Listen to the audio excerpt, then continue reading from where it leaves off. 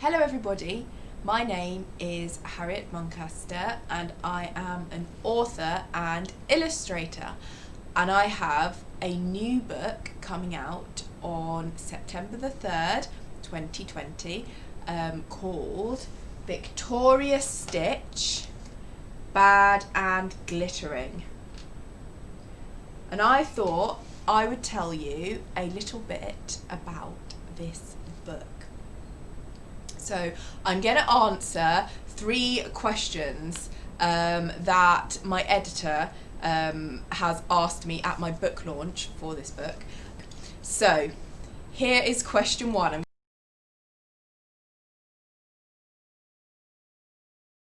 I actually created Victoria's Stitch 14 years ago when I was 18. She's always been my most special character who I've taken through life with me. She just embodies everything that I love, glamour, glitter, gothicness, and she is miniature, and I love tiny things. I've always wanted to get a book about Victoria's Stitch published. It's been my life goal. So when I first created her, however, she wasn't actually a whiskling, exactly like how she is now. If you read the book, then you'll find out what a whiskling is. She started as a very naughty, fairy-like character, and I wrote a book about her when I was, I think, 19, and it's unpublished. But this is her very first incarnation. So this is what she looked like when I very first created her, and she had pink hair and she's got a crown because she has always been obsessed with being the queen. As the years went on, she developed, and here is a picture of her second incarnation. As you can see, she has always been a very angry, passionate character. That has never changed. Her story has always been about wanting to be queen. Here she is. Here's a picture of her having a tea party on top of a human dressing table. And this was from the second unpublished, I mean I self-published it, but it's not available, book that I wrote of Victoria's Stitch. And you can see what she's written on the mirror in lipstick. And actually in this book she was so naughty that she got baked in a cupcake at the end of it. Yeah, it was quite dark. And then eventually Victoria's Stitch reached her final incarnation as a whiskling. I'd never given her a lot of background in the stories I wrote about her, about where she lived or where she'd come from or anything. She was always just out and about causing mischief. So when I created Whistling Wood a few years later, I decided to put Victoria's Stitch into it as a whiskling, and that is when her origins and her background really started to develop, and that's when I started to work out why she really was so desperate to be queen.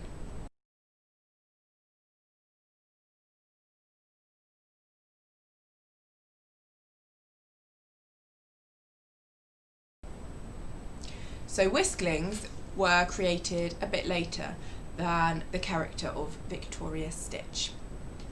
They were invented at a time when I really wanted to invent my own miniature, my own species of miniature people. And it happened in a roundabout way. So I've always liked having a miniature, what I call mascot, to take around with me, because I love the idea of exploring the world through the eyes of a miniature person, and I find it really comforting as well just to have the idea of a tiny magical little person in my pocket to make tiny things for and take on adventures. Like, it actually feels like a form of therapy to me. Like, I've always just found that a very comforting thing. Anyway, I wanted to make my own species to do with this, with my own miniature people. So after a lot of thought and a lot of fine tuning, I came up with whisklings. So a whiskling is a tiny creature no more than 5 inches high. So I have, here's Victoria's Stitch. Oh, hang on, she's got a bit stuck on something. Here is Victoria's Stitch. So this is Victoria Stitch's actual size. So she's 4.5 inches. And that is how big she is. Hope I'm showing that okay. So yeah, whisklings are miniature people. And their defining features are, apart from that, pointed ears, black tipped noses, super long eyelashes, like really long, like whiskers, antennae that can spark, and they are born from crystals, from one crystal cave in Whistling Wood. And they use wands to do magic, which are made from their birth crystal. So birth crystal is very important to whisklings, and they can get around by flying on blooms, which are flowers, or they can choose to fly on leaves. And these are enchanted to fly by having a chip of birth crystal in their stalk. And so whisklings all live in a magical place called Whistling Wood, and it's a very beautiful and idyllic place, and lots of whisklings make their homes inside hollow trees. The wood is protected from humans and animals by a magic boundary wall, though if a whiskling has done their explorer training, they are allowed to venture out into the human world, but they're not supposed to be seen. So obviously these images and characters from the book that I've just shown you are from the book, and so they didn't exist when I first came up with the idea of whisklings, but it was all in my head. I had this whole world and these creatures, and I wasn't ready to write about them yet, but I really wanted to make a tiny whiskling in 3D to be my little mascot. So I set about making one, and this is the first whiskling I made. She was called Celestine. So this is actually the beginning of Celestine. And she was my first little whiskling mascot, and I had so much fun with her.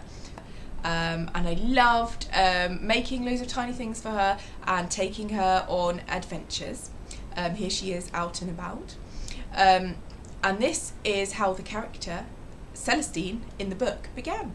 And I loved the idea that she was a tiny whiskling who had come to visit me in the human world, and she had a whole backstory there. I knew she was a jewellery designer in Whistling Wood, so I would buy her. I would make her lots of things, but I found this amazing miniature jeweller called Naladris, who makes tiny jewellery, and so I bought her tiny little necklaces. This is just one of them. In fact, this one is the same as my necklace here, and I loved collecting miniature things for her. So here she has her own miniature bottle of perfume, tiny little Chanel perfume, like that's really small, really teeny bottle. I mean, it would still be quite big for her, but you know, it's still really cute. And this is a tiny little mug with eyelashes on it, and I love it because it's got eyelashes on it, and obviously whisklings have really, really long eyelashes. So that's really cute, and I bought that from a shop called Pretty Little Minis. But I actually bought this later on, but I just wanted to show it because it is so cute. So I had so much fun doing all that, and I did that actually for years, really, before I ever wrote anything down about whisklings. I mean, I wrote little bits and bobs, but I never started writing a story until quite a few years later. But it used to build in my head, just all these ideas, and the world would sort of grow and get richer and richer in my head. So that is how Celestine in the book was created. and I envisaged her as a very golden type of character, and I made her a whole miniature bedroom, all painted gold with gems all over it, because she was a jewellery designer, and also she's a Whiskling, and Whisklings love gems. I mean, they are born from crystals. So I loved the idea of Whisklings and their world so much that I really wanted to include my other passion, which was Victoria's Stitch, in it. So it wasn't actually that difficult to just turn Victoria's Stitch into a Whiskling. She was already miniature sized anyway. She'd never had that much of a background or an origin of where she'd come from. So it was quite easy actually to just give her the Whiskling traits, the pointed ears and things like that, and just put her in the world. And her story, of course, has always been wanting to be queen.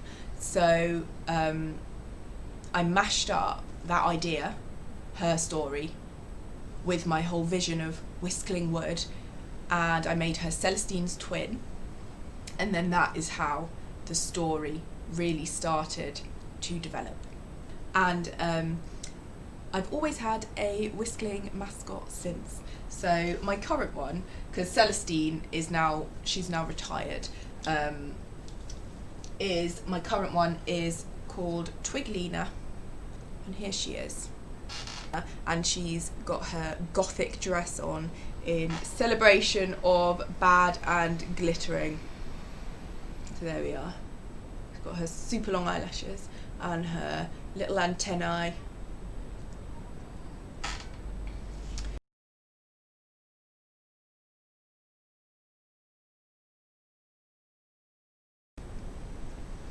So as I said, I was 18 when I first created Victoria's Stitch, and I feel like she was born from that kind of intoxicating first taste of freedom you get when you're a teenager and just becoming more independent. I had just learned to drive, so I could go wherever I wanted. I had left school and I was on my art foundation course, which meant I could do art all day long, which just felt amazing because it was all I ever wanted to do. And I'd made a new group of friends on my art course, and I'd never had such a good and inspiring group of friends like that before, as I'd come from quite an academic school, which was a nice school, but I'd never quite felt like I fitted in. So it's just amazing to have these creative friends, and we did so much creative stuff together. We went on midnight picnics dressed as vampires. We danced loads in clubs dressed in tutus and gems. We went camping and stayed out all night and had campfires on the beach. We stayed out all night doing art photo shoots, and we dyed our hair pink. And it just felt amazing to have these creative friends and this freedom. And I remember feeling so euphoric and I guess invincible at the time. And this is relevant, but also a bit more personal, but I'd also just broken up with my first boyfriend, and so I was very angry at that time as well.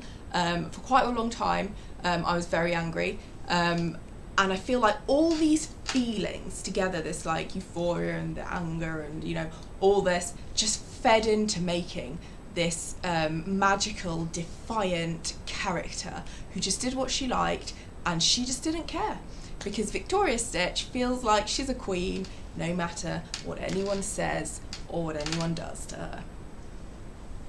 Okay, so there we have 3 questions that I've answered in quite a bit of detail, I think, that I was asked at my book launch. And so I hope you have enjoyed this video. And if you want to find out any more things about Whisklings or Victoria's Stitch, then you can get the book. She's called, this isn't the final cover, this is actually the proof version. The final cover is a little bit different to this. But yeah, it's a middle grade book. It says 9+ on there, but you know, it's for anyone. And there's a map in the front of Whiskling Wood. Hang on. And it is illustrated, and the book is illustrated throughout. there she is, marching along, being royal, not caring what anyone thinks. So yeah, I am just so happy to have got this published, because this was actually my life goal, to get published. And I'm hoping I'll be able to do, there's definitely going to be one more after this, but hopefully there'll be more, but we'll see. Anyway, I hope you enjoyed the video. Thanks for watching. Bye.